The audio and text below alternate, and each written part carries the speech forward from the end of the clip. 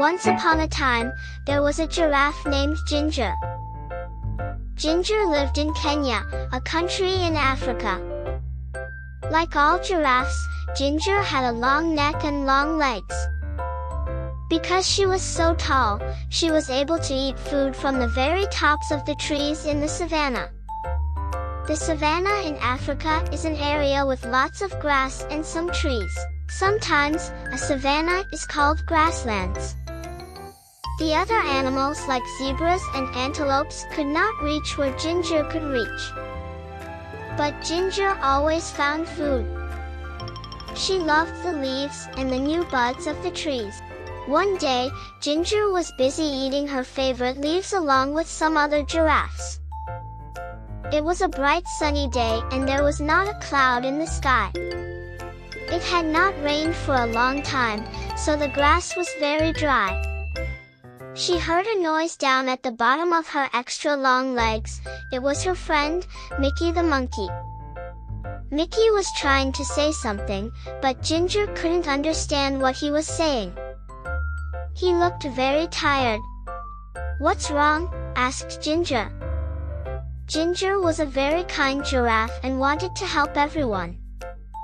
Just then Mickey fell over. Ginger was also a smart giraffe. She knew what was wrong. Mickey couldn't find anything to eat and he was very hungry. Ginger nibbled some fresh, tender leaves and buds from the top of the tree where she was eating. She dropped some of the leaves and buds to the ground near where Mickey was. Then she nudged him a little with the hoof at the bottom of one of her very long legs. "Wake up, Mickey," said Ginger. "I found something for you to eat." Slowly Mickey sat up and ate a little. After a while, when Mickey was feeling better, Ginger asked him, "What's happened, Mickey? Why are you so hungry? Why can't you find anything to eat?" Mickey said, "It hasn't rained for so long and now there's no more food." "That's not good," said Ginger. "What's happening with the other animals?" "No one knows what to do," answered Mickey. "All the zebras and the antelopes and the elephants are getting worried about the dry grass. Some of them are thinking about leaving the savanna and trying to reach the jungle." "That's a long trip," said Ginger. "Are you going to go with them?" "I don't know," answered Mickey. "What do you think we should do?" Ginger thought for a while and then suddenly, she had a good idea. "We should go talk to Leo the lion.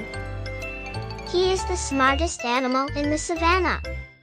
Mickey was too tired to walk, so Ginger invited him to ride on her back. "Hold on tight to my neck," said Ginger.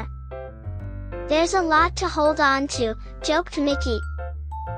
Ginger laughed. "You're right. I've got the longest neck in Africa." So they started their journey across to the other side of the savanna to look for Leo. Ginger and Mickey were in luck. Leo was sitting up on a rock and he was really easy to see as they walked through the grass. "Hi, Leo," they both shouted. Leo had been napping and was a little grumpy when they woke him up.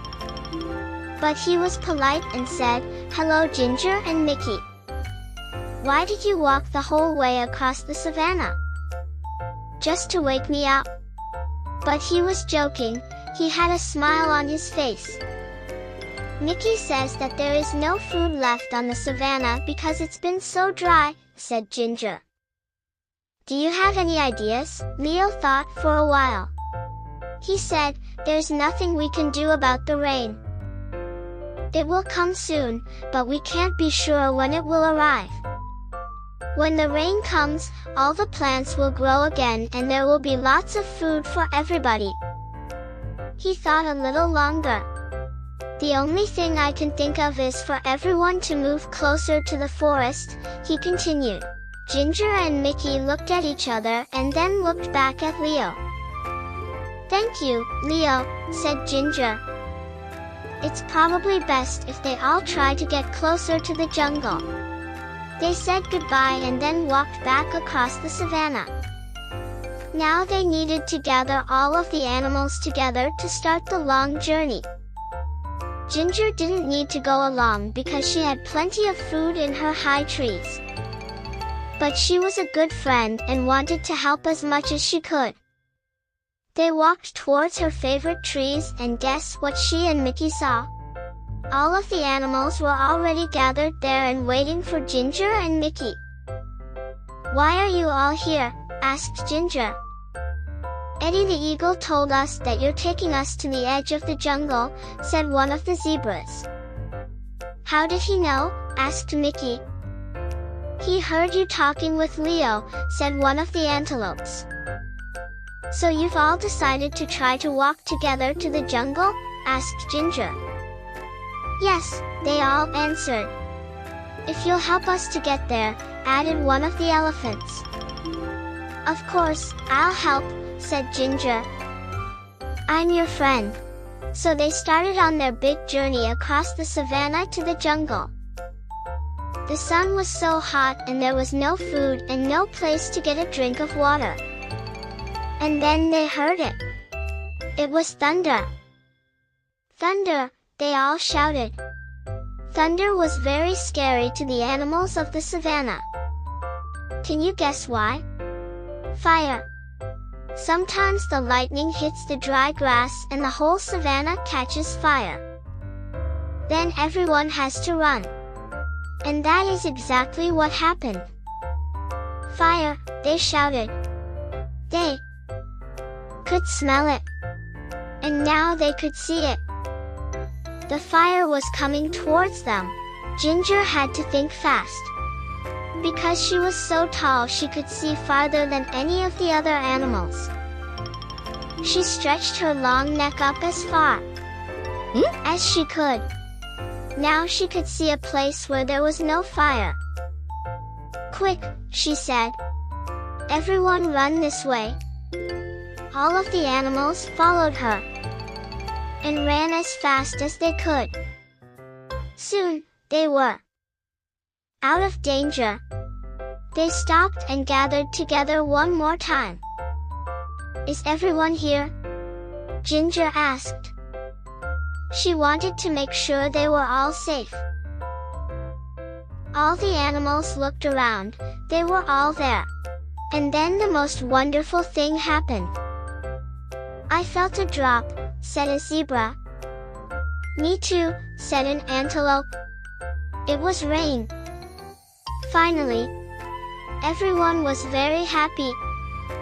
It started to rain a little more and then a little more. The rain put out the fire so they didn't have to run. And the rain filled their watering holes and made the plants grow again. So they didn't have to make that long trip to the edge of the jungle. Everyone would soon have enough food and water.